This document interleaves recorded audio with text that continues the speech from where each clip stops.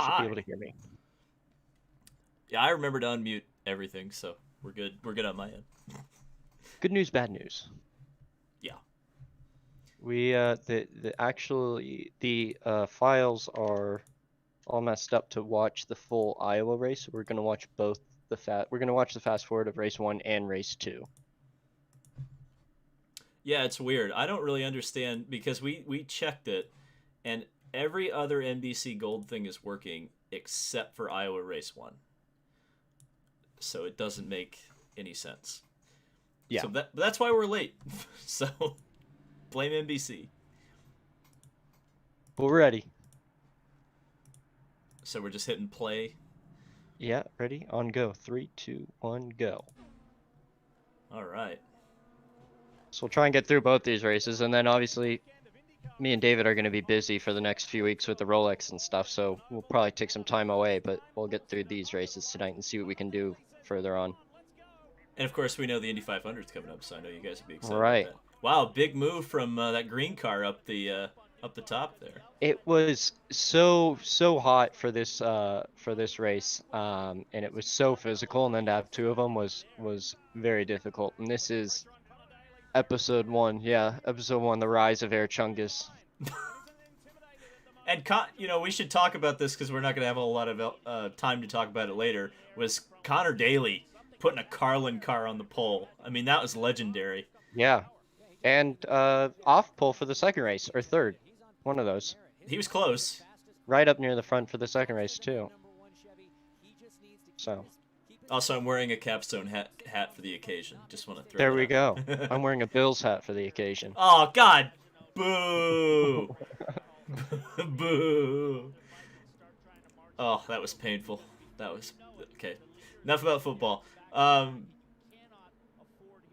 So So a semi-basic kind of, I think it's around if I remember correctly, it's probably around 70 lap stints, 60 lap stints. and you guys So weren't limited this time, right? There wasn't a no, limit like there was. yeah, this is all out, full fuel and full stints. I think it was really only for Texas just because of the loads. So it kind of moved back to normal. You can see right now just kind of struggling with a little bit of understeer following Will.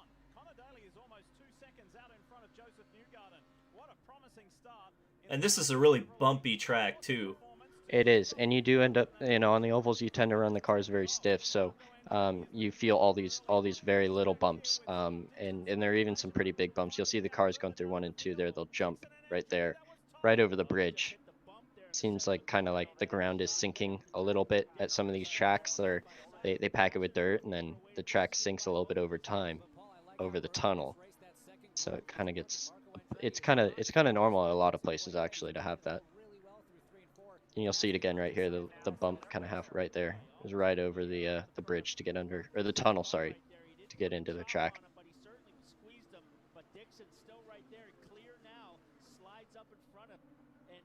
And I don't know how everybody feels about it, but I love racing at night, and especially on short ovals at night. I really like the idea of having like how they've kind of gone to it for this last year, and hopefully for the future it's just Friday, Saturday, and Saturday night races.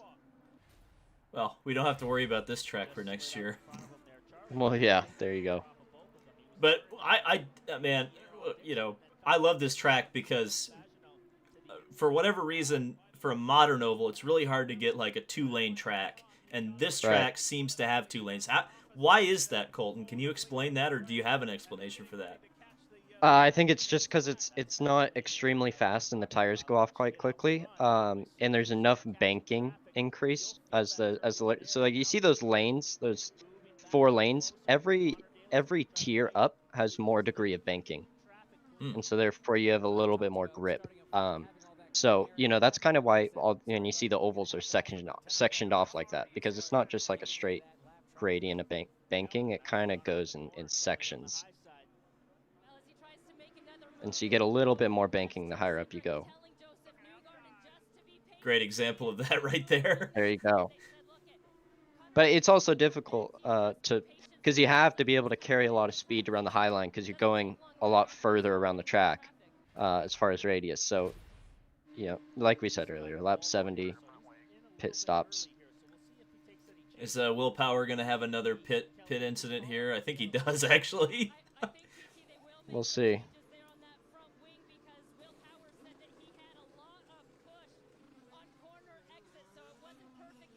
Look good. I got something flying off the cars there. Yeah. See, it looks like Daly just came out of the pits and Joseph's coming in. So it's kind of the opposite effect of how you get caught out on yellows for these ovals is you want to go as long as possible, especially on an oval like this, because if somebody in front of you pits and you go a lap later, you're actually gaining 2 laps. Like if you were to just go, somebody pitted, you go around for 2 laps and you'd lap them twice by the time they came back out of the pits. So if a yellow comes out, they're only going to gain 1 of those laps back. So you theoretically put them a lap down. So it's really important to try and stay out as long as possible, but the tires go off so much. Sorry, the tires go off so much that, you're kind of, it's risk versus reward that, those guys are definitely going to undercut you that pit earlier. And we really see that later in the race. That really Yeah. comes into play. Strategy comes into play massively. In fact, we see that in race 2 too. Looking at that yellow car there, that's kind of an important factor in what happens in the next race. Yeah, see, Sapagina's staying out. He's trying to catch the yellow. You could see the tire deg difference that Power on new tires, and he's on 75 lap old tires. And credit to Firestone, they have the technology to make these tires last much longer than 75 laps, and they purposely make it so that there's a little bit of deg, so that makes the racing a lot better. Yeah.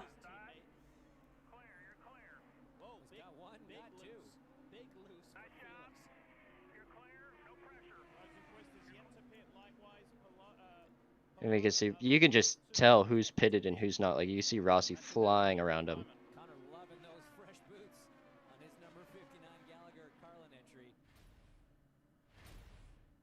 Oh, hey. Here's a preview. Don't pass that car, Colton. Don't do it. Don't want to pass him. And you'll see what actually happened is I caught the yellow, Renus caught the yellow, and Pagano caught the yellow. And we'll see here what happened, why I moved way back.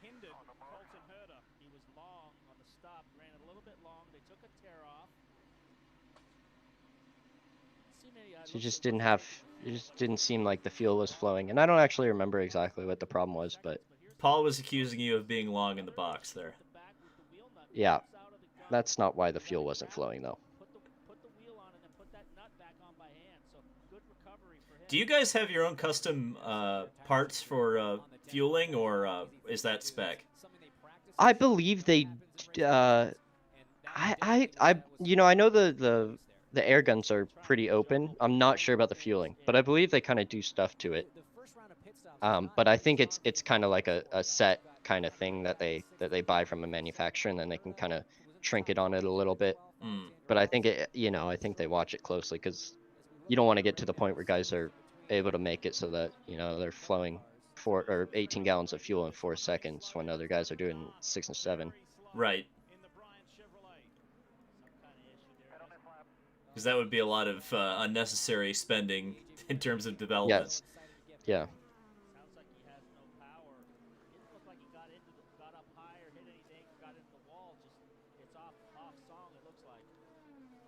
Poor Tony. Didn't have a great year this year. No. I love that livery, though. I think it's a sleeping good car. I think he's going to have something similar to that this year, because I think Bryant is Really? one of the sponsors that came back with him to to Ganassi. So, Right. Yeah. Okay. Well, that'll be cool. Colton, you were second. How did you get down to 13th? It was from that pit stop.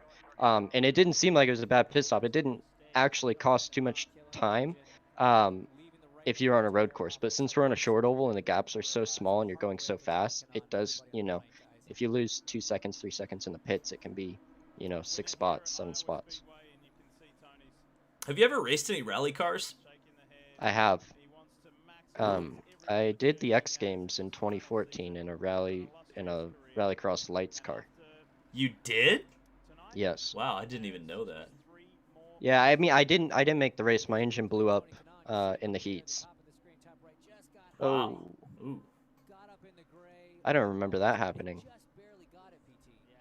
And that'll break the. See, they're looking at the right rear toe link because that's what broke. Let him finish out these laps because that's certainly what he wants to do. So tough break for Tony Kanaan and very rare mistake. You don't Sato doing the gateway strategy right now, which is Yeah. just stay out as long as possible. Now, how does Sato make that work? Because they do that on every short oval, but he seems Well, to be the only one who does it. I think it like if you look at his results beyond when it when it works, they're not great, right? Because you really get screwed by it if it doesn't happen. Because you're going out 3 or 4 laps longer, but you're probably losing a second and a half a lap versus the guys that pitted. So if it doesn't work, you're losing very badly.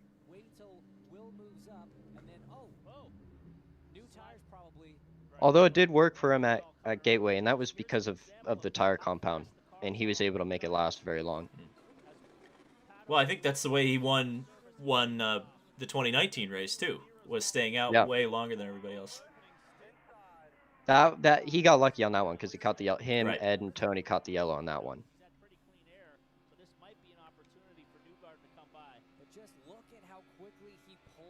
And that was like, yeah, this is just the name of the game. Is the tire deck is how you play the strategy. Such a kind of, I don't want to say like a lottery race because you have to still be in it to be able to lead the race till the end. But it is very difficult to judge who's going to end up where. It's such like a wild card event coming here. As you'll see, whoever won this race, you'll see why. And they just dropped the car there on Oliver when the guy wasn't done putting the tire on, so it's going to cost a lot of time. But those cars were really fast here. Yeah. Well, that was, I mean, McLaren was really impressive. Uh-oh.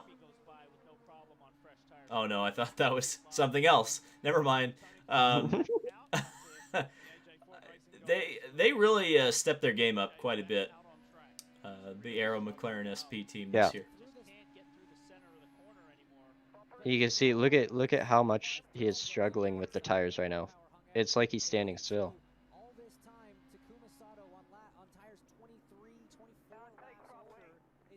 And he just said he can't take front wing. So you see he's struggling with understeer, but he thinks if he takes a turn of front wing, that it'll upset the balance and overthrow it so where he can, where he's going to go loose. And you definitely don't want to go loose in this race. You'll see. I went loose in the second race, and you'll see what happens when you go loose on a short oval. And so this is where Sato's strategy bites him. Right.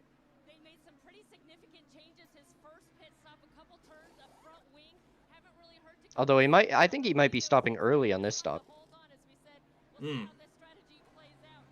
Uh-oh. That's not going to matter now what happens.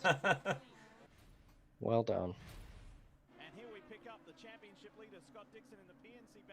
See, so you could see, yeah, you can see we got lucky with the yellow. We stayed out there. And this is the little power crash. Yep. And this is one of 2 moments where we get a really good indicator of why the aero screen's a good thing in very short succession. Connor's rating me. I thought Connor was running the Chili Bowl. What's he doing watching? What's up, Connor?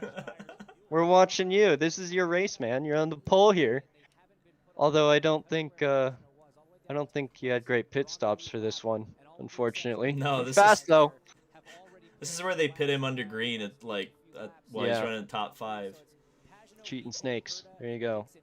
Let me go. I'm gonna go watch Connor's stream right now. See what he's. Wait, saying. Connor is watching you. Connor rated me.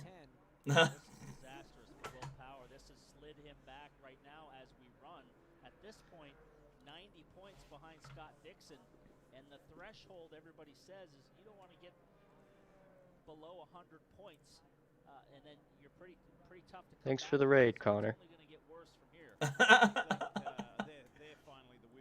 That's hilarious. But tell us what happened. I don't really. Do you remember what happened here? Was it a loose right front? Loose wheel. Yeah. Okay. They'll show it eventually. I don't know why they're taking so long to show it.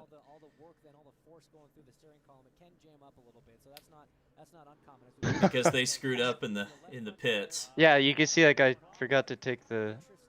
Yeah, he had the gun. I've never seen that actually, where he had the gun and he was trying to do front wing at the same time. Completely tight, but no, he just ran up high, It's brushed the wall, but Man, and that was enough to that front wheel destroy the right front too. because well, they You'll show see, it. yeah, you'll see the left front will come loose here. You see that, and then boom. oh, it's off. Yeah, the front wheel fell off. Unbelievable. Oof. Do you think that the importance of a fast pit stop is overstated, understated, or described well by TV? I think it depends in certain situations. That is a classic case Yeah, scenario. especially on these short ovals, pit stops are everything because the gaps are so close that it's very difficult to, you know, if you're losing 3 seconds and you're probably losing 5 spots on track at a place like this, and then it's hard to make that up over 70 laps, and then if they do it again, then it's very difficult. Kind of get put in a bunny hole or a rabbit hole. Yeah, but who had pole position for this race? Well, if you were here at the beginning, you would have heard us talking about him. Oh boy. Oh boy. Air Chungus! Who had the biggest air? Who had the biggest air in this race? You got to get a Nike deal going. Connor did have pole position. I know. And now we can talk about this. And I was pretty upset at this point because I still didn't know that it didn't go green. So I was so confused on why nobody was going.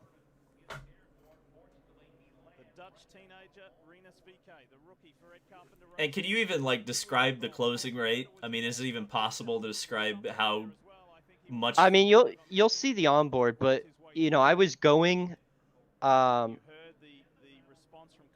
and you'll be able to hear the radio transmission if you turn the race audio up to where I was told that it's going, or when they tell me that it's not going green. So you'll see on the onboard, you'll see the lights flash on the fence, and I actually wasn't looking. I was looking kind of right at the rear wing, and we kind of sit so low that sometimes if you're right underneath the car, you can't see the flashing lights right behind the cars that indicate it's still going yellow. So it's just kind of a lack of knowledge, and then I just kind of went for it. Connor said, "This ruined my strategy. Way to go, Rocket Man." So you can see it's blinking, but I can't really see that once I get to this point. And then at that point, he brakes and it's, kind of game over. Well, yeah, when you're on top of the light, you can't really see it flashing, can you? Right. Renus VK got a little loose there and stepped out, and he had to Oh. Colton was on a run right there. Yeah, so I guess I owe Connor Daly a yellow that profits him now.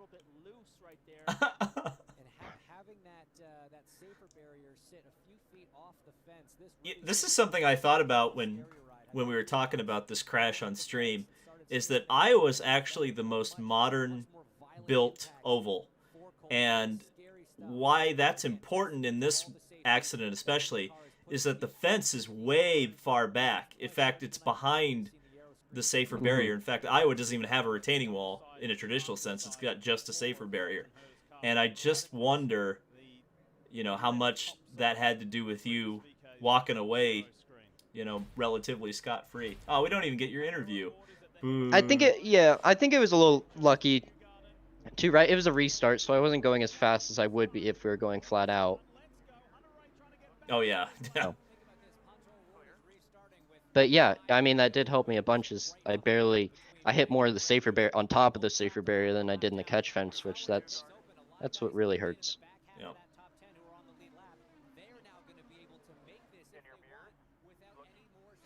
People are talking about IndyCar having a restart zone in my chat, or at least somebody's bringing it up, and I don't even think the NASCAR restart zone actually works the way it's intended. I mean, I prefer. I don't know about you, Colton. You drive.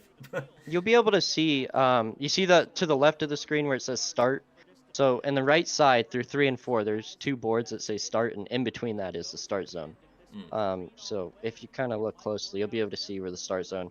And I think as far as, you can only tell people where to start, right? yeah, people will still break checks. People will still do some kind of naughty things that won't really help you out, and will, cause stuff like that. But that wasn't caused by anything like that. But it happens. So you can only tell people what to do, and Well, it then was, I it's guess. up to them to officiate it. Well, that's I guess what my criticism would be the wave off, which really I think was probably ultimately the cause of it. And as a fan, I don't really ever understand why they wave stuff off because to me it always seems like it's going to be more of a dangerous situation when they do stuff like that because there's guys in the back like you who Hmm. just have no idea what's going on, or even if you don't have any shenanigans when you wave it off, oftentimes I Right. notice that the restart is messy uh, when they do the wave offs and stuff. So I don't And know. I'm not even really sure why they waved off that start. I think it was I don't think it was because bad. was it Pato who was up front? Bada was starting. Yeah, I think they just thought he went before the cone, and I guess they decided it wasn't gonna Hmm. be a start. And again, that's kind of to me, why does it matter? But you know, I Right. I guess they're gonna enforce the rules the way they want to enforce them. Wow, Pagano's looking really quick right now. And I don't remember what he did on strategy on if he's on newer tires or not, but that would play a huge role if he was. Obviously, everybody right now is gonna have to stop one more time. I don't think they can make it. I, He I had newer tires. There you go. yeah, I was about to say I feel like Connor the said he had new tires. okay, because it feels And that's like gonna the that's gonna be it doesn't matter, I feel like, how good your car is. Once the tire dead kicks in, it gets so bad that no one's able to really do much. Um, so my recollection is, and again, it's hard because we're watching a highlight package, is that McLaren was stretching the tires. I feel like they tried to do okay. it on one more stop, and that's why Oliver at the end Yeah, they was did do one more flying. stop. Yeah, Yeah.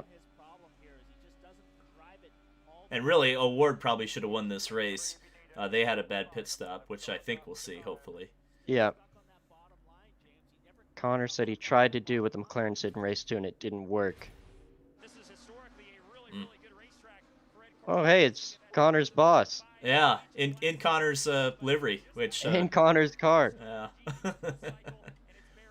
Connor, I guess you could comment on, is it weird to see that your car is being driven by somebody else, like when you're on the track?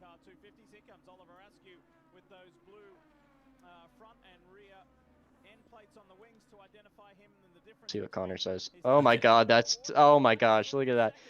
Oliver really pushing up right in front of Pato and giving him the big understeer, but he's and you can see, look at how terrible this pit entry is here. It's so slippery and it's so easy to lose the car, and you're going so slow. It feels so slow, but there's just no grip at all. How much of a difference is a good pit entry versus a bad pit entry at a place like Iowa?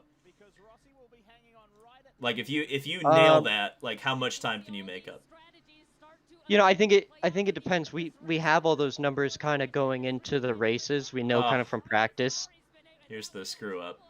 right? And we'll see later if that would have affected results anyways. But I think you, through all the practice sessions, you try and push the entry some of the times at least, and then you kind of get a feel for where you're at compared to the field because they'll have timelines on pit entry and you'll be able to see what everybody's doing. But I think you could easily, for somebody new to the series, like first timer going to Iowa, and somebody like Dixon or Rossi, someone that's done it a bunch, they could gain a second. I think second and a half on somebody that's really not really up to it, Wow. especially at a place like Iowa. I don't think it's very true for other places, but Iowa's a very difficult pit entry. That's a massive gap though, especially at a track like this. Yeah. And Connor's up to sixth. I think it was pretty evident that Connor had really, really, really really good one lap pace. Like I couldn't believe how fast he was in qualifying. He just didn't have the car in the race, I think. What were you struggling with? Understeer, oversteer? Just overall tire life?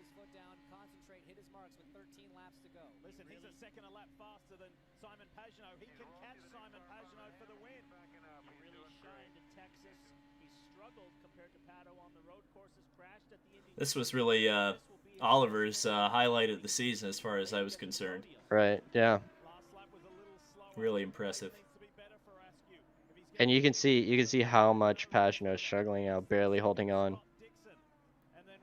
And so if you look at it too, you know, Renus and I were on for very good strategy. We were on the strategy for the, we're right behind Pagano on the same strategy.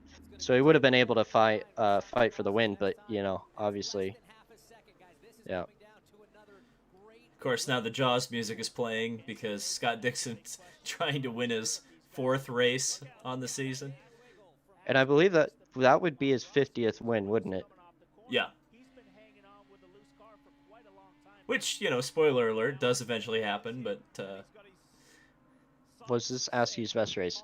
I think from standing, like overall, like results wise, yes. I don't really remember. I don't really remember a race that he drove better than this. I think he did a great job here. And he just needed a little bit more time.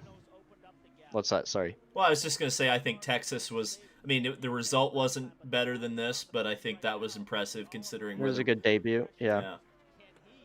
Considering the testing schedule, and I think he actually got to do a test there, which would have been nice for him. He did his rookie orientation there. Yeah. So yeah, I'll go ahead and vote for Iowa. Yeah. And now he's doing IMSA now, isn't he? Yeah, LMP3. That's right. Good for him. We haven't even talked about your IMSA news. Oh yeah. Yeah. See, look at me. I didn't lie to you. You didn't see it coming though, did you? That was cagey. That was so cagey. You know what? Well, when you started kind of being like, well, we'll see, I'm like, something's up. I was a little bit worried what it was going to be, but yeah. This seems like an interesting... so I guess I'll ask you this. I'm not expecting an answer. Is this just for Daytona, or is this for a couple other... Yeah, it's just for Daytona. Okay. I can't... You're not allowed to have gold drivers, 2 gold drivers, and then without... I think if you have 3 drivers, you need 2 silvers. So I can't, and obviously they have Oberlin in there full time, so I can't do any of the other races. Unless they do a second car. Unless, yeah. And they have done that before in the past, so we'll have to see what happens with BMW in the rest of the IMSA season, which I know you won't comment on, so we won't even go there. But yeah, that'll be interesting. Have you ever even driven a GTD car, and especially considering... No. Like how many faster cars are going to be there with LMP3, LMP2? Yeah. There's going to be huge grids in all the other classes. You're going to be the little brother out there, so to speak. Yeah.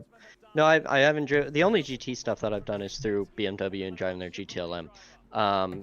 So that's kind of all I have. I've never driven a GT3 car. Never with ABS and stuff like that, so that would be interesting to try out, but I'm sure it won't be too different to what the GTLM car feels like. But I think really stout performance by Pagano here. He all the way from last, I think is 24th. How many cars are here? 24? No, I don't think 24. Yeah. But somewhere way back there, and all, yeah, 23. 23. Okay, we were both okay. wrong. So he's 23rd to first. That's pretty impressive. Even obviously he got lucky with the yellow, but he still drove through most of the field on his own. So I think it's only been done about 5 or 6 times in the history of IndyCar. Yep, Scott Dixon did it a few years ago at Mid-Ohio. That's the last time I can remember. Buddy Lazier did it at Phoenix. Oh boy. Yeah, we're gonna start talking about Buddy Lazier, everybody. And O'Reilly and Scott. Was it hard running in dirty air here? Dixon seemed to be catching up and hit a wall. Yeah, I think it depends a lot too on if you're able to run the top lane while your cars are while your tires are degrading.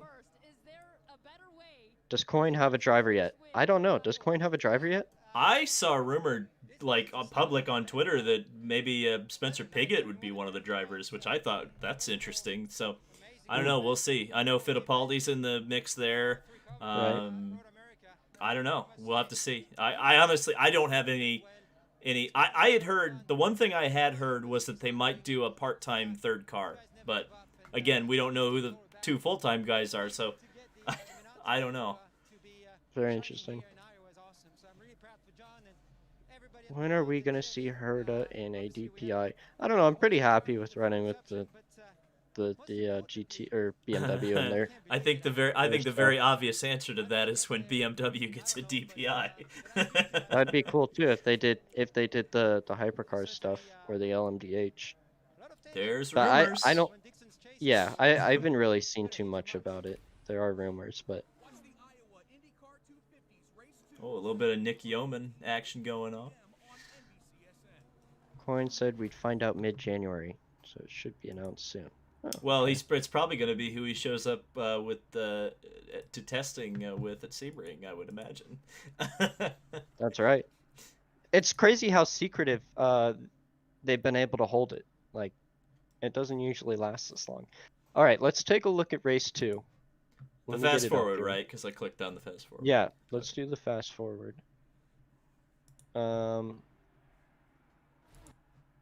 Iowa race 2. And then you see next one we do will be the Indy 500, which hopefully, I don't know, we got to figure out because I leave pretty soon for testing and Sebring, and then I won't be back till kind of like mid-February. So I'm going for a long time. You won't be back till Oh. February? Good God. Yeah, because I got to do some media stuff and some more testing. And Oh, that's right. Yeah, there is like crazy. the media day, quote unquote, at IMS. But we'll try and figure something out. Okay, I'm ready when you are. Okay, yeah, just give me a count now. 3, 2, 1, go. All right. Is the COTA test happening? No, we're not racing at COTA this year. There's And COTA's in snow right now. There's not an official test planned. It's all private. Mm-hmm. In the NTT IndyCar Series, it was Simon Pagenaud driving from last to first last night. Who will do it tonight? It's a couple of Penske's up front. Tony You actually qualified pretty well for having a car that'd been up in the catch fence the previous. This is qualifying. Oh, that's right. Before the race. Yeah. Right. So first lap was qualifying for race 1. Second lap was qualifying for race 2. And I just cry inside a little bit the whole race here. How did And you I've feel already- about that format, by the way? Some people liked it. Some I people thought it hated was interesting. I thought it was cool because it was different. Mm. I think it doesn't really matter where you qualify on these races because it is, if you have a good car, you'll go to the front. You can see I'm already struggling. What was the issue? The car just didn't feel right, or Yeah, it did not feel right. Felt very soft. It didn't, it was very loose, kind of mid-stint. And yeah, like Paul Tracy just said, you can use the high groove now because it seems like there's, we had the race from race 1 before, and so now we have rubber from the first race and go into that.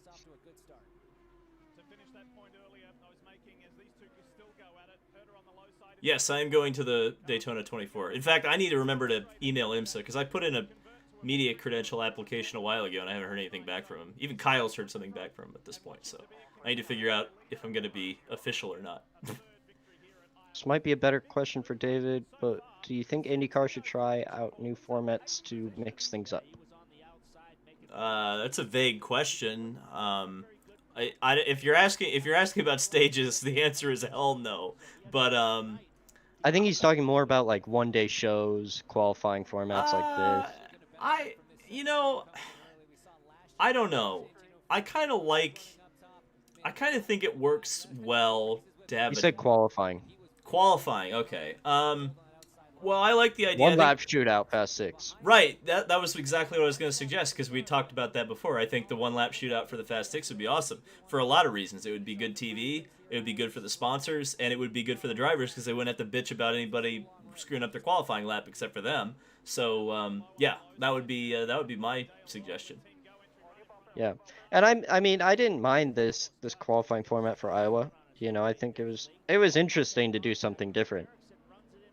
And I think it made the whole qualifying interesting. Oh, Razor. There we go. So I think it was cool. Well, I definitely right? think that qualifying formats on ovals should reward some sort of consistency. I do like average qualifying. I mean, like the Indy 500 qualifying, for example, is great because it's now. Should you do that at every track? No, and I think they tried that at every track at one point. But I do like the idea of both laps mattering in some respect. I agree. Somebody said, how do you feel about double headers? I'm not a huge fan of double headers. I like having just one, you know, one big race. I think it kind of, I think for TV they might like having two races, but I think just TV viewership, it's better just have one race that they hype up throughout the week, and that way, fans aren't not watching the Saturday race thinking there's only one on Sunday. Right. One. I mean, I completely agree. And it seems like Rogers got his heart set on double headers, and I don't. Rogers is a smart guy, and I wouldn't be claimed to be smarter than him, but I think he's way off on this particular one. I don't understand the need for double header. I mean, I understand them in these years, like the Corona years, like I totally get that. Right. But when we get back to normal, and you can't get a 17 race calendar where you actually go to 17 different tracks, I don't know. That's a little bit disappointing to me. I mean, I Yeah. don't want to see 17 races on 13 tracks. I want to see a truly diverse schedule where you've got 17 races on 17 different circuits. Right. No, I agree. I think it's also a thing of like, right, are we going to see some of these one-day events start coming out a little bit more, and are we going to see double headers come in place because it's cheaper for teams to travel and everything like that? But I don't know. I have an interesting theory about the one day shows. I think they are a short term gain and a long term loss. And the long term loss to me, good, wow, oof, that was close with the award and power there. Good move. But the long term loss to me is, I think one of the things that makes, say, for example, the Indy 500 the biggest race for IndyCar is not just because of the tradition. Obviously, that's a huge part. But you also have a week to hype it up, or 2 weeks to hype it up. So to me, if you go to one day shows, you don't have action on track for 3 days, and it's less opportunity to use social media, to use TV, to hype all this stuff up and get people interested enough to watch. If you got a one day show, it's very difficult to hype something that happens in practice or qualifying because you've only got a couple hours to go before the race. That's my opinion, Right. anyway. I agree with that, and I just enjoy it. I even for me as a fan, I always enjoyed just watching one race and putting all the hype towards that one race. And that way you have full qualifying on Saturday, and you know. And did Graham do a livery change overnight here? Yeah. Yeah. Was he in that car for the first He day? was in Yeah. the One Cure car and then the Hy-Vee car for the next day. How difficult is that on the cruise?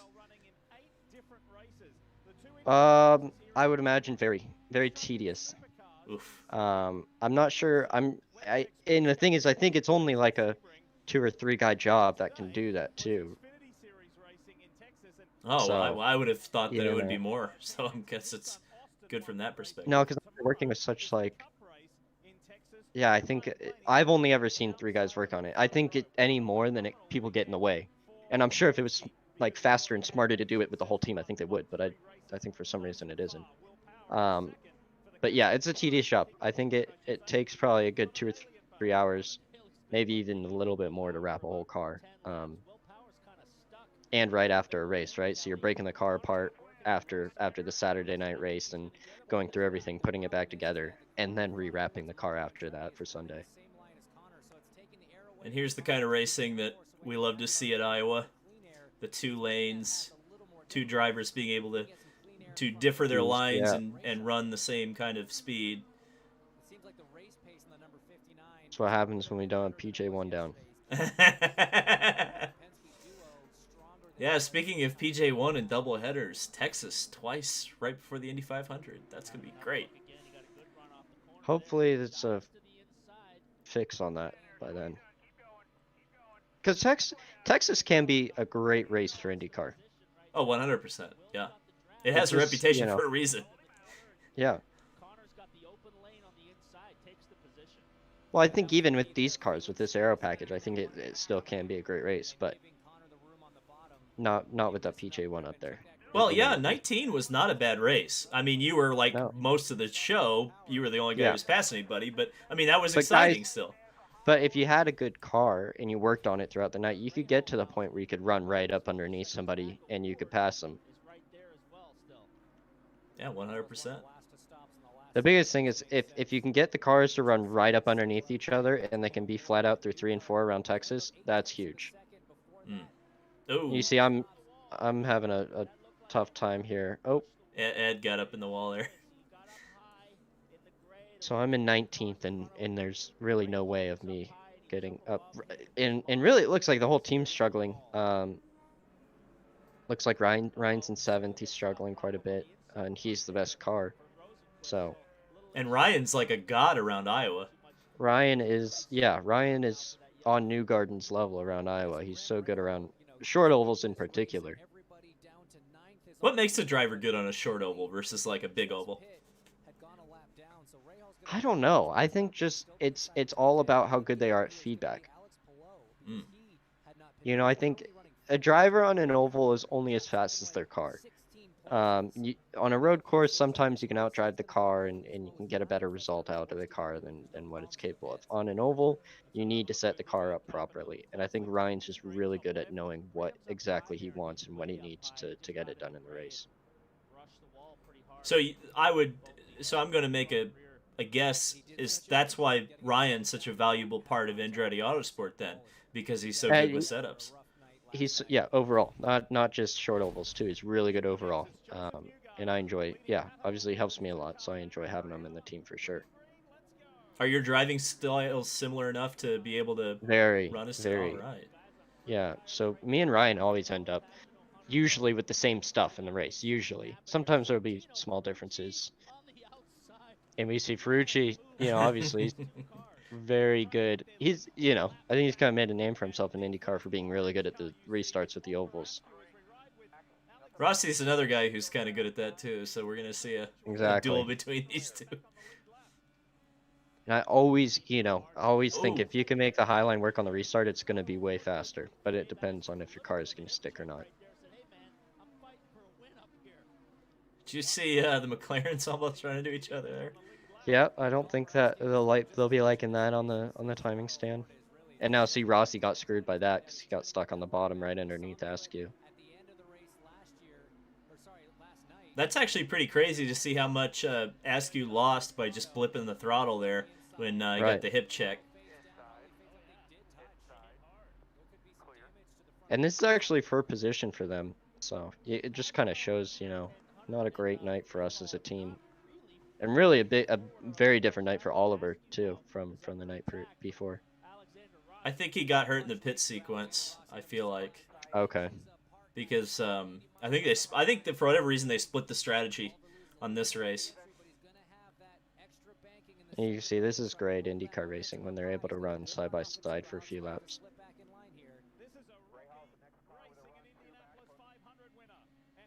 I'm still interested to see what the aero changes for this year do to help that.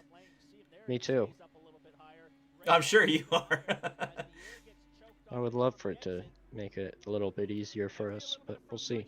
Colton, what do you think your best race of 2020 was? I think my win at Mid-Ohio was my best race.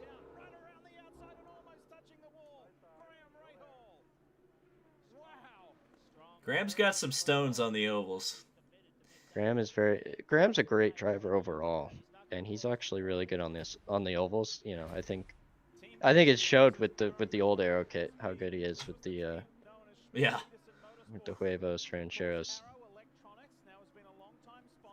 McLaren came on board as a partner. First time McLaren's been involved permanently in IndyCar since the late 1970s, and Arrow has been determined to get victory. I think I think it's safe to say for the last 5 years this has been Newgarden's track. No matter what car he's driving, what setup they put on him, he's always so fast around here, and he always seems to win every single time we get here. You see, he's passing me here. I'm about, this is 3 laps down. how frustrating is this to be 3 laps down on an oval and just be getting blown by the leaders Yeah, I every think couple of laps. you get to the point where you know that this is all you're going to do, so you kind of turn it down a few notches just to make sure, right? Like I could be pushing 10 out of 10 and I would still be 3 laps down. So, I think you kind of tone it down a little bit and say, hey, like I'm not gonna like this race at all, but just kind of get through it and forget about it as soon as possible, hopefully. Robert Wickens has a role with Arrow McLaren SP as a driver mentor, driver coach, and there is There's Robert Wickens. and it's been great. He has been a wonderful influence on these two And this, young drivers for them. again, you're probably not going to want to hear this, but I mean, this was really the weekend where your championship really took the biggest hit as far as I was concerned. Uh, Hmm. if you'd scored decent points here, you probably would have been mathematically eligible going into St. Pete. Right. No, I would have been. Yeah. I mean, obviously the first day messed up this day, and I was starting, up near the front again for this race, so I would imagine I would have had similar pace to the day before, but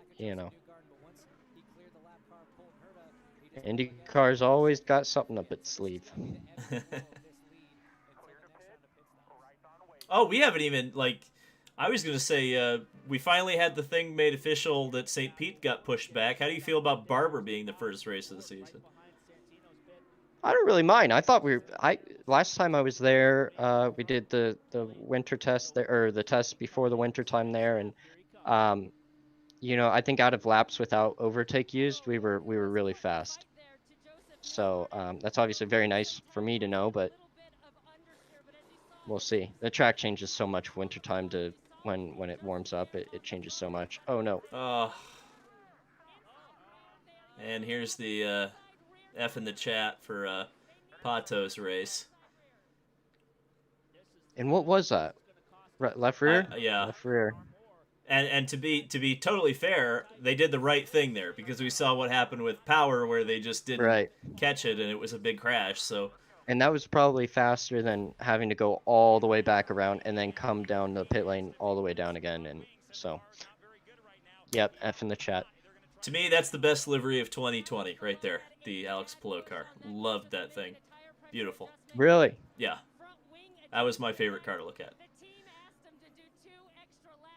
You think Dixon will be as strong as he was this year? I think yeah, but I don't think it'll show as much because. Oh, here we go. This is they didn't show it in the first race, but I think Ryan actually did this in the first race too. He did, yeah. I forgot about that. Colton, was that Pato's fault, or did the car just stall on him? He actually stopped for a reason, because they told him to stop on the radio, because they didn't get the left rear tight enough. So left rear tire was loose, so they told him to stop. He actually did install it there.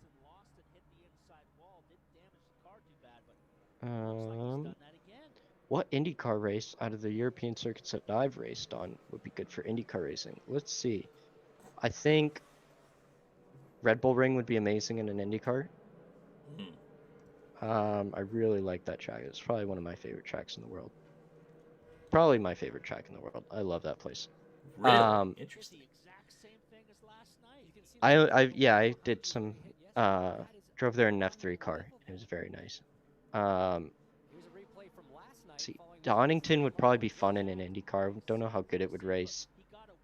Spa obviously would be a really good race in an IndyCar. I think a lot of those places would actually be very good. Monza. Would Monza suck or would it be good? Monza would probably be good. You can just anywhere that the F1 cars have a good race, you just imagine, because the Indy cars can follow that much closer, that'd be that much better. Right. Yeah, that's a good point. It's been a bit of a tough year for the Andretti Autosport crew. They've had a lot of Michael obviously not happy there. Yeah, it's funny when Kart did kind of their European invasion. Bernie actually kept them from running like the primo road courses, so they had to go run ovals. Yeah. But they did actually get to go run Brands Hatch, which was interesting. Crazy that there was a time when IndyCar was threatening Formula One. Yeah, that'd be nice if we could get back to that point. I think it's possible. I would love to see, you know, go to Motegi, go to Australia and Mexico, and then hopefully 2 races, 1 or 2 races in Europe, and you know, and that's enough to where you can get the American market to fight for races too, to where you can get more money from races from racetracks over here that really want to host an IndyCar race and will do it properly. I've said it before about the foreign races is they have to figure out the American market first, and as far as I'm concerned, they don't have the American market quite figured out. Right. They gotta fix what's happening here before they look, because that was the problem that honestly the current regime IndyCar has fallen for a couple of times. Champ Car definitely fell for it. That they tried to expand when they really weren't in the position to expand, and to be honest, just doing 3 years in Brazil really help anything when the track goes away? It's like you've got to make sure that if you're going to go to a foreign market, for example, I don't. Toronto, have some longevity. Yeah, I don't even know how much money they actually made off of that race too. Right. I think that's important that you find the right place. I think it'd be super easy to do a race in Mexico right now. And I think the market is really hot hmm for IndyCar. But, I think sometimes it's tough to go to these places and have consistent money come through to promote the race. And obviously, when IndyCar goes to these places, the promoter's paying for everything, paying for all the flights for all the drivers, all the teams, all the transport for the cars, right? So they're paying for a bulk of all these expenses too. Right. And that's what, looking back in like your dad's era, you had all sorts. It wasn't just the promoters who were paying for that stuff. You had FedEx who would fly this stuff out for free.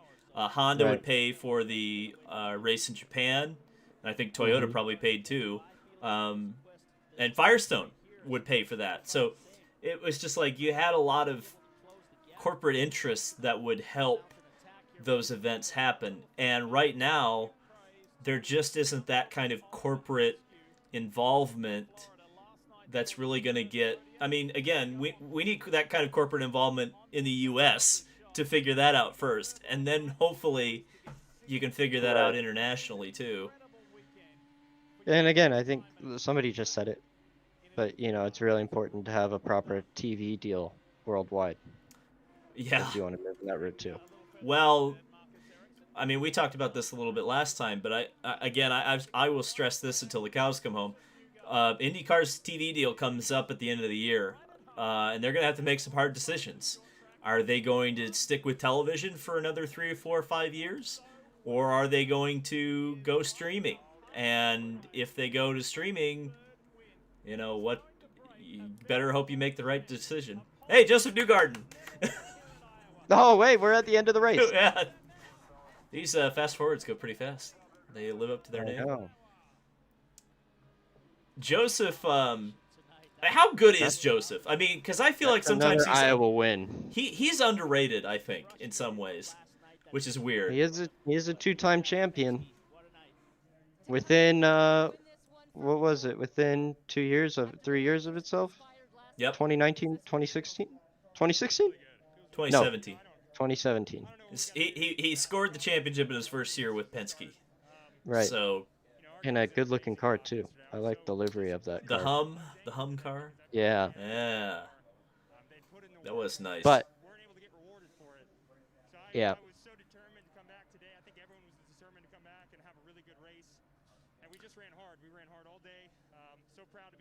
Joseph Newgarden is the young goat, says one of He is the king of Iowa. King of the Iowa Castle. The Iowa Castle's looking a little, looks like it's not in good shape. It has been invaded, yeah. It has been invaded.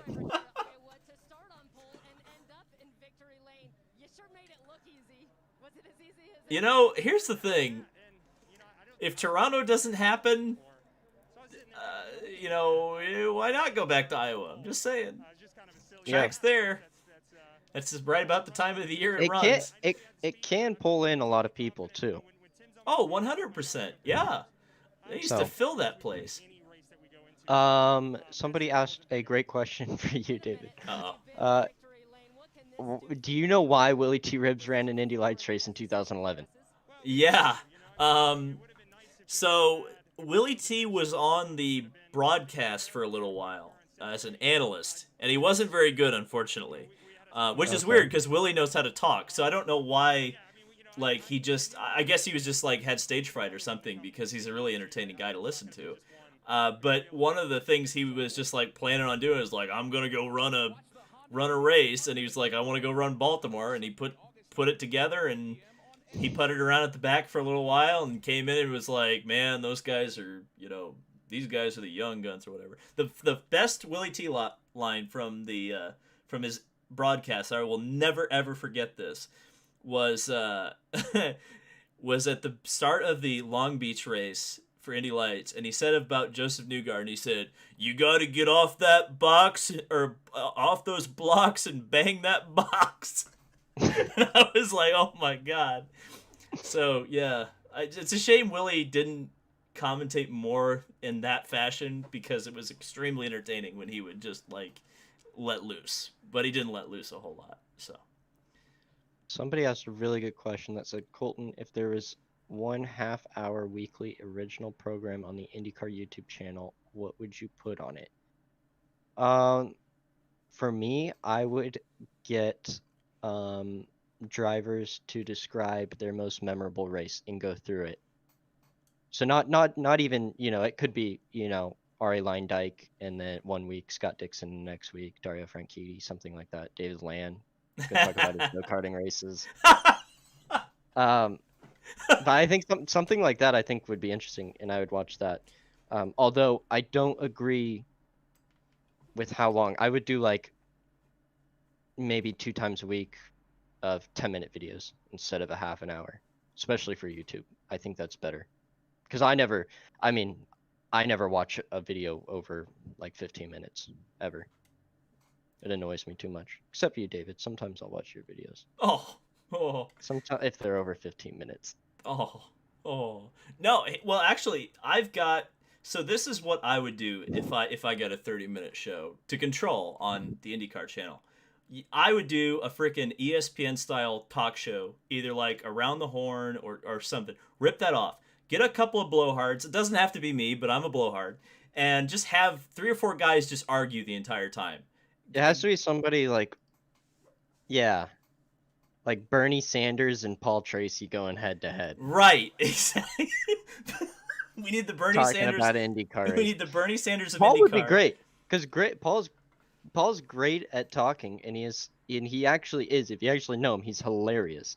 Yes. And I think if he did something like that, that would be perfect for Paul Tracy. And he would definitely stir up He'd be controversy. great at it. There would be He'd be great at it. So we got to find someone who could foil Paul Tracy. That's the thing. Who could keep up with Paul Tracy in like an argument? Yeah, so I'm doing a 30 for 30, and David's doing, I don't know. I don't watch those shows. Well, what you need, I mean, this is what IndyCar needs, and this is what F1 has. When specifically looking at what like F1 versus IndyCar. F1 has a lot of debate. Like people debate about Lewis, they debate about Leclerc, they debate about who Max Verstappen's dating, all of these things. It's really, there's so much drama that the fan base can just kind of organically create. And IndyCar doesn't really have that. They don't really have like fan rivalries. You don't necessarily have to have driver rivalries. Like you don't have to go out there and punch, Newgarden in the face for us to have something to talk about. Like Could do that though. You could do that, and I would love it if you would do that. Like if you got suspended and I could make like 3 or 4 videos that get 100,000 views on you, that would be awesome. But Right. I would prefer you don't do that because you're much more entertaining to watch on the racetrack. But that's my point, is that I think people need something to talk about in this series, and one thing that I really don't think IndyCar does a good enough job about is keep people talking about the sport throughout this off season. Like, right. I mean, I make content about IndyCar, and I'm struggling right now. I'm like, what the hell can I talk about? Like, do I talk about how do I do a 15-minute video about the Indy Autonomous Challenge? It's like, that's cool, but I can't talk about that for 15 Yeah. minutes. You know, it's like I need some. We need stuff we can talk about. And if there was a talk show of some sort on the IndyCar YouTube channel, maybe that would be something that maybe you could have somebody come on there and say something stupid, and everybody gets mad at it, and not stupid in the Kenny Wallace way, but like stupid in the oh, it's controversial way. I don't know, just something instead of nothing. By the way, they did actually upload a video today. Congratulations to them. But Somebody said make a 15-minute video about how awesome Colton Herta is. Good idea. I think Black Flags Matter already did that, didn't he? He did. I don't want to blow more smoke up Herta's ass. I mean, So somebody else said, where did they say it? I thought it was a good question. I lost it. It was something like, if I could race 1v1 with anybody ever, who would it be? You're not allowed to say Senna. Everybody says I think that would be an obvious one, just to see how you rank up against him. I'd probably say Hamilton right now. There you go. I would want to see you against... In an IndyCar at Mid-Ohio, or not at Mid-Ohio, at Laguna Seca. I want to see you against Zanardi. That's what I want to see. That would be cool, too. I want to see the rematch. I want to see, like, 96 Zanardi, though, like Prime Zanardi. Like, we pluck him out of the... Obviously, yeah. Yeah. Dude, he was almost as fast. He's like 2/10 off of me in the BMW. That doesn't surprise me one bit. Which is crazy. Which, if you didn't know, he was using hand controls in that car, which is pretty insane. Man. Oh, Tracy versus Bourdais with Beekus as the moderator. Yeah. Yeah. That's great. That would be pretty good, actually. By the way, this is something that I'm just so mad about. Why is Jan Beekus not used currently? He's not on TV. They don't have a show for him on the YouTube channel. Like, this guy is one of the gods of explaining IndyCar racing, and he's just not explaining it to people. And it frustrates the hell out of me. Like, he should be IndyCar's Will Buxton, you know? Yeah, they need to give him, like they do in Formula One, where they have, kind of like the whiteboard, or the screen board that plays through, and he can kind of go through replays. Well, I think the IndyCar budget would be a whiteboard, but I mean, a whiteboard would work. Something like that would be awesome. Yeah, so many great ideas. They should hire us, Colton. They should buy out your contract and make you the social media content manager at IndyCar. I appreciate that. I would gladly refuse. So let me say, Colton, you're on the last lap of the 500, and you have to pass one driver to win. Which driver is it? Hopefully someone easy, like Milkaduno. Like someone that was terrible. He started with an M. I thought he was going to say something else. I won't know.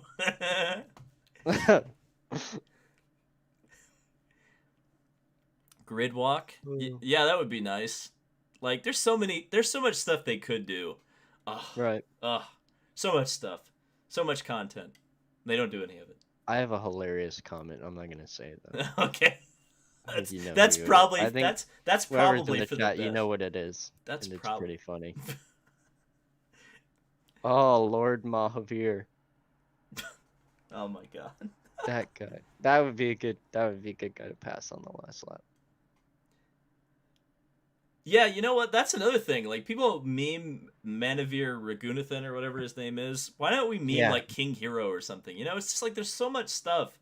Like, just rip off F1. That's all you gotta do. Just rip them off. Just Paul Tracy's hour of feet talk. Boy, that was something I didn't realize I was. Somebody asked why I called Santino a wanker during the hardest Grand Prix. When did I do? I have to remember why. It's because he blocked up the brakes in front of you. Oh yeah, off the track. That's why. Yeah. You called him something. I call people stuff all the time. My radio is very interesting to listen to. If you have Christian ears, don't listen to it.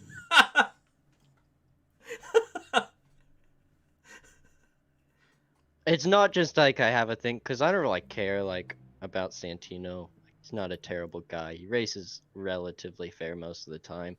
It's just anybody and everybody. Well, to be fair, with I'll yell at Santino, David if something happened in the crowd and David, I would I'm go off on one. David. I'm I don't care. 100% expecting at some point that you and I will be mad at each other. It will happen at some point. Like Yeah. like you'll do something and I'll say it's one way and you'll be like, "No, you're an idiot." Well, Yeah. I'm not watching Iowa race 2 next week. uh, don't let Herta Sorry. into your Christian Minecraft server. So Colton is Kurt Busch V2. No, he hasn't threatened to kill anybody over the radio. Jesus. It might get there eventually. Who knows? We'll see. Somebody said David is Santino racing part-time IndyCar or full NASCAR. So he's racing part-time Xfinity, right? Yeah. Again, I haven't I hope he spoken comes to. back for some IndyCar races. I right? hope he at least runs the 500. I mean, goddamn, he finished the 4th. Like. Yeah. So Santino, from what I understand, is running a limited Xfinity schedule, which is mostly 1.5 milers, and he says he wants to do the 500. And again, I'm not putting this is putting 2 and 2 together. I've heard nothing about this, but apparently Coyne's doing a car part-time this year. It stands to reason that Dale likes Santino, Santino likes Dale. If they can get the money together, I would guess Indy 500 at least. But again, who knows? I mean, there was a point where Santino was tied to the 3rd McLaren car. So there's and by the way, he was in the running for the seat that Palou ended up getting. But Palou had more money. So that's how that ended up happening. So people are, courting Santino in IndyCar. It's just the problem is for whatever reason he doesn't have any money anymore, and so that's obviously it makes it difficult to have any kind of a career in IndyCar if you haven't got some sort of backing. Right. Somebody said, "Do you have any ideas or dreams after your IndyCar career for broadcasting or managing?" No, not really. I hope I can drive until I'm like 50 in some sort of racing, and then just not do anything for the rest of my life. Somebody clip that. Fine. What do you think, David? What, for you? No, for you. For me, and Would what? you like to broadcast? I would be open to it. I don't know. I'm not like, I mean, I like studied at school, but that was like 10 years ago at this point. So, I mean, I would be open to it. I wouldn't necessarily say no if they asked, but I don't think they're gonna ask. So, I'm okay doing what I'm doing right now. I mean, again, if there was ever an opportunity, like you said, if like there was if somebody was doing a show or something, and somebody said, "Hey, we need you to be a blowhard on this IndyCar show," Right. I'd go, "Okay, sure, why not?" But yeah, I mean, I would do broadcasting. It would be fun, I think. But at the same time, like, it's not necessarily something that I'm like gonna go pursue. It's not like I'm gonna go beg for a job on the radio network or whatever, Exactly. Even though it would be cool to do it. It would be cool to do it. But I'm not gonna be like pursuing that actively. Somebody said Colton reminds me more of Ryan Blaney, super chill out of the race car, but very vocal at people over the radio and doesn't give a shit 20 minutes after the race. That's very true. It's the new generation of racers, just chill as hell. Colton is going to retire to a yacht to his own private island like Eddie Irvine. Jeez, I wish. Eddie Irvine. Retire into a duplex. Duplex. Come on, Michael Andretti's got to be paying you more than duplex money. Come on. Yeah. Michael's very nice to me. Colton, have you ever been in a two-seater with Mario Andretti? No, I don't want to go in that thing. That thing scares me so much. If it was Mario driving, I would do it. I would do it, no hesitation. Yeah, I don't know. Maybe I would. The thing is, like, he has to hustle the hell out of that thing to get it over 200 miles an hour at the speedway when you pay for like it's not like a safe thing anymore at that point for normal people to do. Like, it's actually like you're driving you're in an Indy car basically at that point. So yeah. They have to, yeah. Mario hustles the heck out of that thing. He actually gets setup sheets from Andretti for his two-seater. They built the Andretti actually builds some of the front wings for the two-seater. It's funny. He gets all in, and he he runs reds too on the road courses, which they don't usually do, but for Mario they do. I'll tell you what though, like Mario is in amazing shape for his age, and I think that's part of the reason why is It's because he incredible. drives. You know, he keeps he acts like a race car driver, even though it's not his profession anymore. Yeah, I think if he got in an IndyCar, he would surprise people. I've said that for a while. He has so every year on Carb Day in a normal year, I sit up and eat Penthouse, which is the big tall stand in turn one. And Okay. out of everybody, I mean even the IndyCar drivers, Mario when he goes through in that two seater, literally has the best, cleanest line in turn one out of anybody I've ever seen. So it's amazing. It's amazing to see him drive. Yeah, it is crazy how long he's been able to even competitively, like when he's still in kart, in the 90s, it was pretty crazy. And even when he did, obviously he did that test, what was it, 2003 Yeah. at IMS. Yep. Would have I qualified was Tony's car if he hadn't done the barrel roll. really, Yeah. And then I wonder, see, this is the thing. If he hadn't flipped and he ended up qualifying Tony's car, he probably would have been on the front row. And then I think, would Michael have really been able to pry Mario out of that car for the race if it was on the front row? And I would say no. So I would that would probably be, yeah. like they would have rolled a backup I car did out. not think about that. That would be so insane if that happened. If Mario See? Andretti lined up third, or what if he got the pole for the 2003 Indy 500? That would be awesome. I don't doubt that he couldn't do it too. Oh, 100%. Yeah. Especially in 2003. I mean, he was only out of the cockpit for what? I mean, IndyCar for 10 years. I mean, he was still doing sports cars at that point, so Right. it wasn't like he was out of shape. And it's Mario effing Andretti, for God's sakes. You know, it's not like it's, uh, Yeah. like Dennis Vitola or somebody coming out of retirement. It's this. Very arguably the best American driver that we've ever had, but Right. you can make that decision on your own. Don't tell AJ that. Right. Have you ever seen Mario call him his BFF on Twitter? Mm-mm. He calls AJ when he talks about AJ on Twitter. He refers to AJ as his BFF, That's and hilarious. apparently has said that to AJ to his face. So he's got some balls on him. Not surprising because it's Mario Andretti. Right.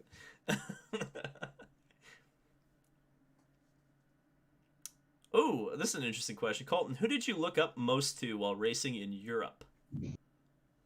Um, I probably like for doing that, probably like Connor Daly and like Joseph Newgarden because they had done that, like Rossi, because they'd gone to IndyCar from being in Europe, and they proved that he'd be competitive over there.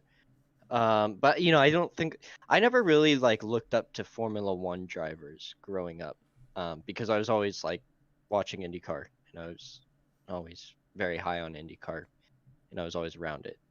So I never really had like an idol that was like a Formula One driver. I was always a big fan of IndyCar drivers. There you go. Hmm? That's interesting because I would have thought all that time you spent in Europe would have been in pursuit of a Formula One seat. I mean, it was, but realistically, like I didn't have the money to be able to, you know, get pushed all the way through. Hmm. I didn't have the sponsorship backing from people over here to push me all the way through to what it would be in Formula One, which is, That's astronomical. that's a shame. I mean, that's weird that America. It's not like American companies are poor by any stretch of the imagination. Like they should be able. Like there should be some American company out there that's willing to back a driver and try to get him into Formula One. Yeah, but I mean, it doesn't do anything for them, right? Like until you're in Formula One, if you make it to Formula One, Sure. it doesn't do anything, right? You're going to be spending, it's like it's like $1.2 million to run Formula 3 now. And, it's like £1 million to run F2. So That's it's IndyCar money. yeah. So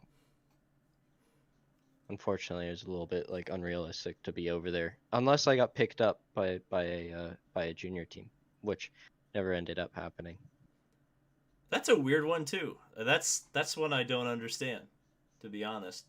I think that, I mean, this is my words. Apparently there's a bit of a bias over there towards American drivers for one reason or another, and I don't understand why. I mean, I think we've kind of proven at this point that there's some serious talent over here that can wheel up and wheel cars very, very skillfully. But Yeah. you know, There are somebody said the only American company I see in Formula One cars is Peak on the Haas cars. There's a few Coca-Cola's American sponsors. And then also, what's the one on the Mercedes cars? The guy, American. no, yeah, he runs GT stuff out here. Hold on, Oh, look it up. CloudStrike.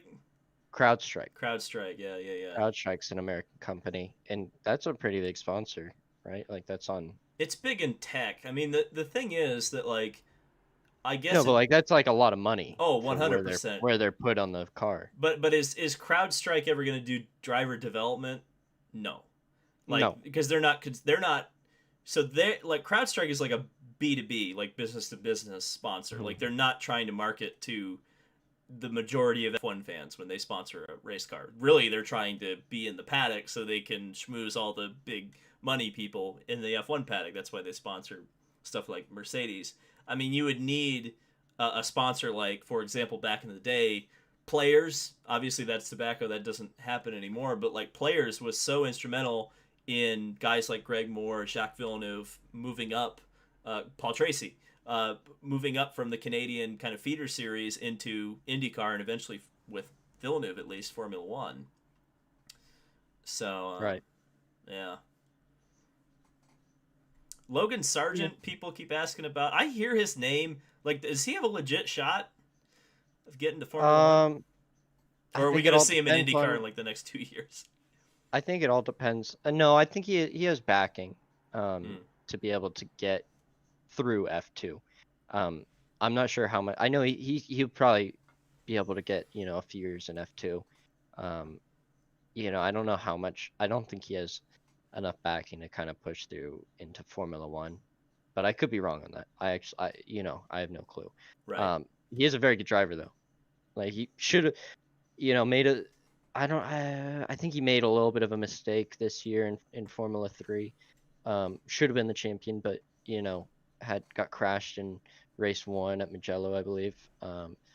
So I think does he have a legitimate shot? It all depends on how good he does in the next few years, right? Because I don't think guys really look at Formula 3 that much. I think you do really good in F2, and the F1 teams really kind of respect that more. But he's very, from what I can tell, he's very fast. I raced against him in karts. He was always very, very fast in go-karts. He beat. I think I finished.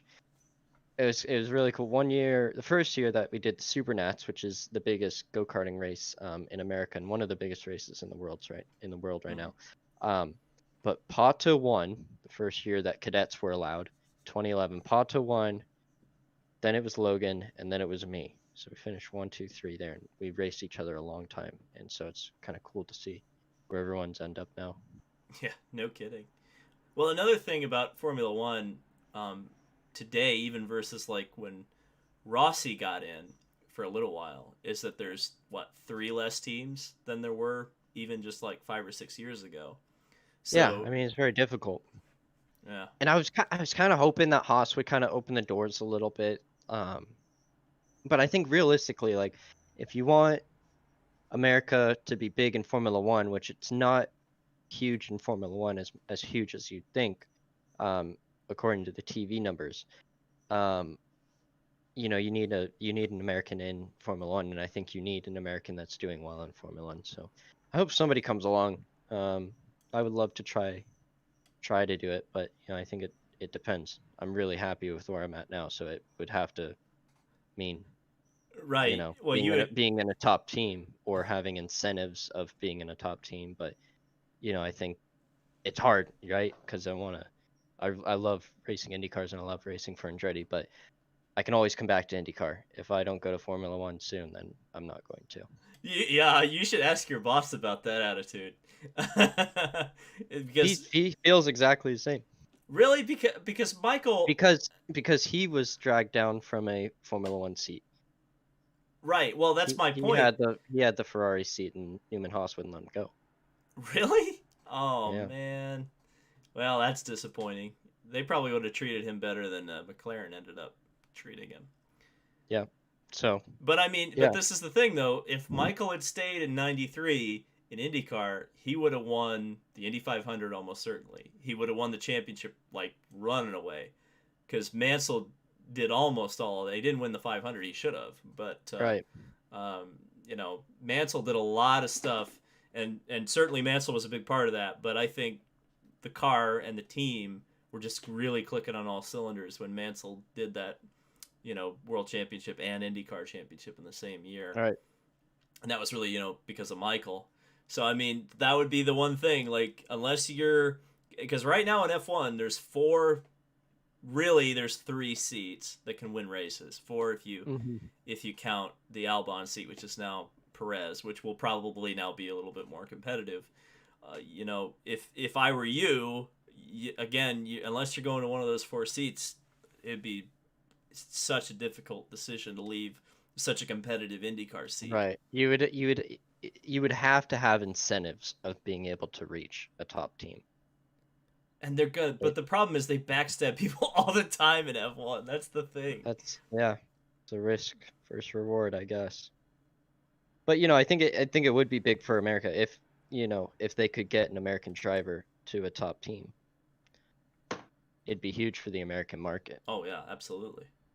Which is, obviously the biggest market in the world.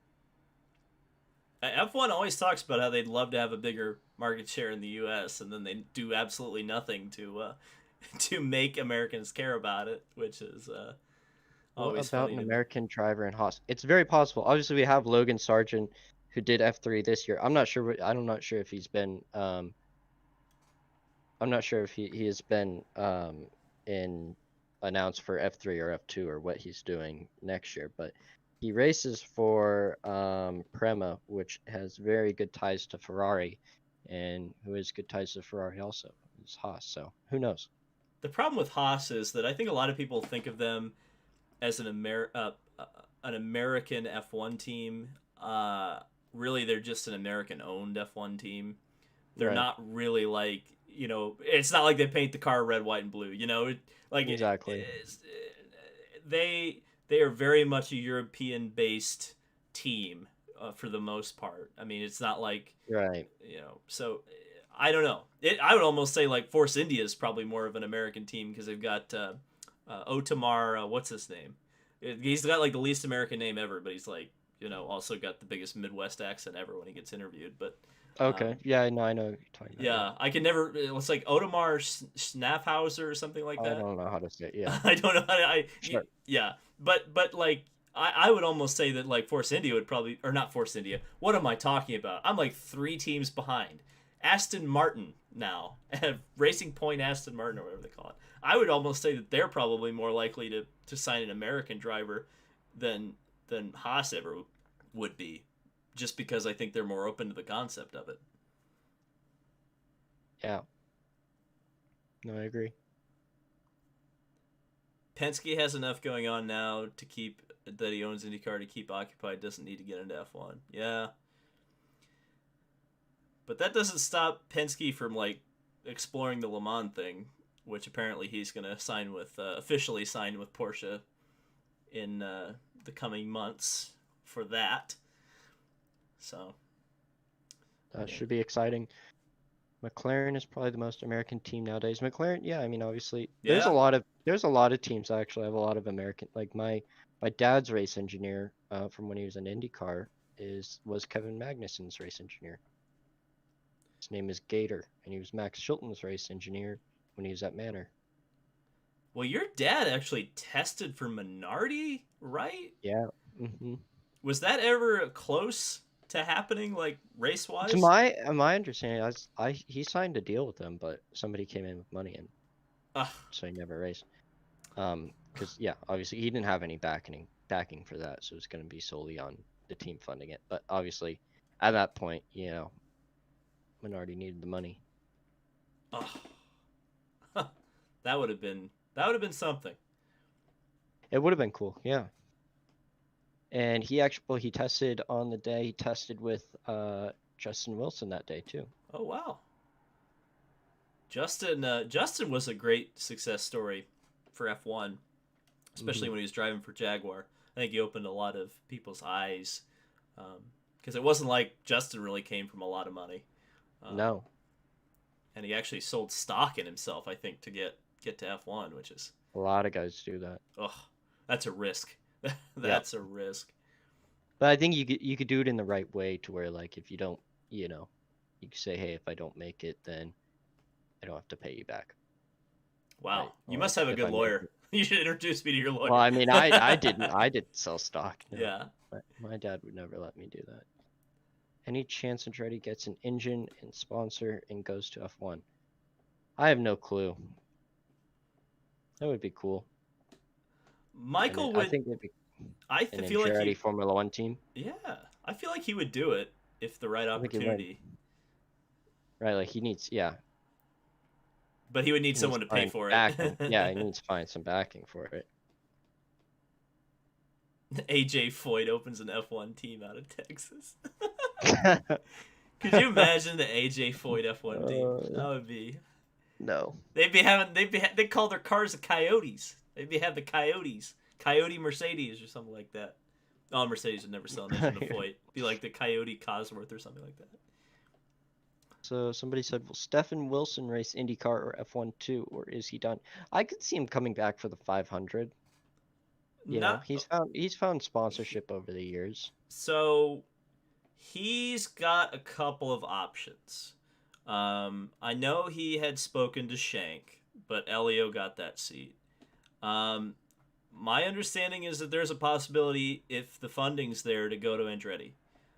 So he could be your teammate, Herta. It'll just kind of come down to, again, this is the first I'm hearing of this again, David. Well, this isn't news. I mean, this is just something that I think that's a possibility. Right. He's driven for that team before, and it would not surprise me in the least bit if that's on the table for Stefan Wilson.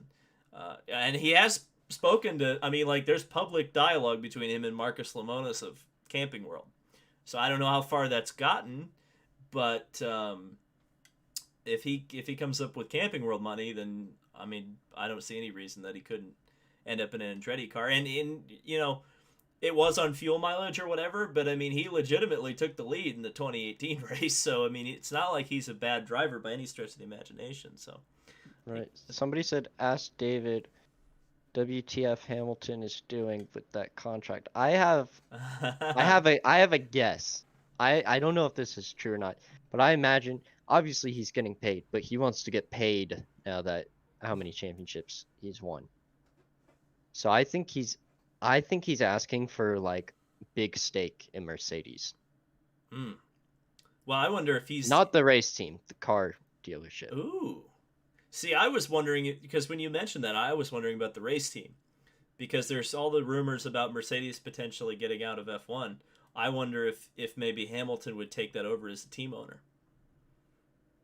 And maybe that's I don't think Hamilton would want to do that though, because I think he's to the point where it's pretty priceless. Like, you have to pay the guy what he wants to be paid. Right.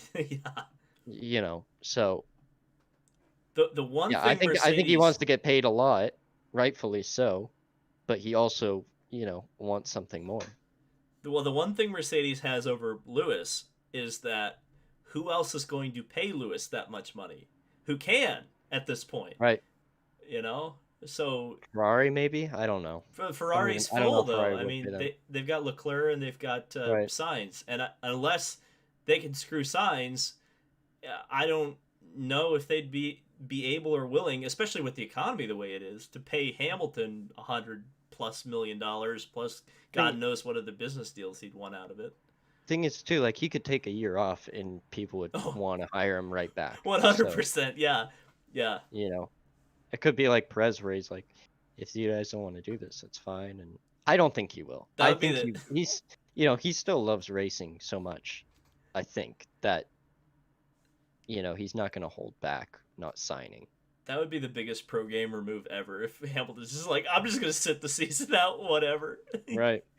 I would give Russell the seat, and that would be very exciting.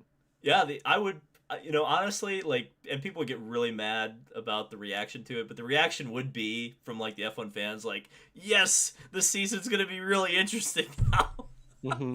which it would be, because it would be very unpredictable with so much, so many seats moving around. But Right. I just don't see a scenario where Lewis doesn't end up signing with Mercedes. I think it's funny to kind of think of him like going to Ferrari or just sitting a season out. But I think Lewis is just, he's being a very shrewd negotiator, and he's waiting till the very last minute to get the absolute most out of Mercedes. Right. Somebody said, do you think Mercedes using Russell's performance as leverage? I don't think so. I don't think you can do that to a guy that's won 7 championships. No. And also, I mean, they obviously had the option to take him away from Williams for a race. I wonder how legally that would work if they tried to get rid of him or tried to steal him for a whole season from Williams. I wonder how that would... I would imagine they have something in the contract where they can take him. I would imagine. You would think it would make sense, but I would they hold the contract negotiations up over that to try to say like, oh well, Russell can go fast in your seat? Yeah, I don't think so. I think you have a bit of respect for somebody that's done so much for them. What if Hamilton just straight up pulled a Mansell and just was like, fuck it, I'm going IndyCar racing. Going to IndyCar? That's the coin driver that we've been waiting for. Again, not to start rumors, but I've said this before. I'm well aware that this is a thing that's happening, by the way, now. Like, well aware. Like, I have photographic evidence, believe it or not. There's definitely a 5th Penske car for the Indy 500. And everybody is being very, very quiet about who the driver is. I'm not saying it's Lewis Hamilton, but just, there's a lot of things lining up right now. I'm just kidding. I think he's more keen on NASCAR, isn't he? He is. So I think is. if he did That's anything, he would do something. He'd do like the 500, Daytona 500, that is. That's all right. I have to get going. Oh, yeah, right, yeah. So thanks, everybody. I will. Thank you, though. Yeah. We'll have to figure out when we're doing this next. Right, yeah. It's going to be a busy couple of weeks coming up. Yeah, I know. We're getting going, which is nice. Hopefully I survive my drive through DC. That'll be... Maybe I'll vlog that. It'll be a historic day. Somebody said, do you think Bottas will ever just quit because he gets crushed mentally every year? Would you stop if you were making $10 million a year? Right. Even if you're getting crushed. I don't think so. Didn't stop Rubens Barrichello, did it? Right. I think he knows that he's not on Hamilton's level, and I think he's okay with it. He's there to do the role that he is. All right. Thanks, guys. Yep. I will talk to you later. Bye. All right. I am